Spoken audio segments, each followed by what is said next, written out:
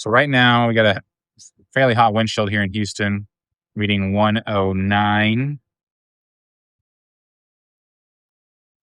106, 107, 106, right?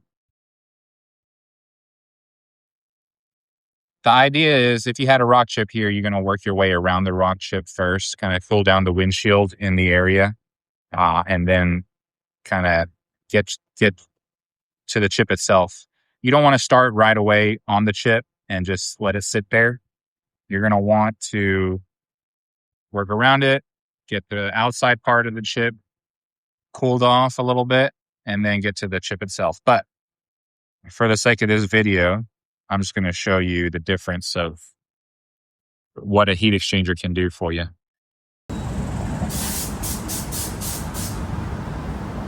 All right.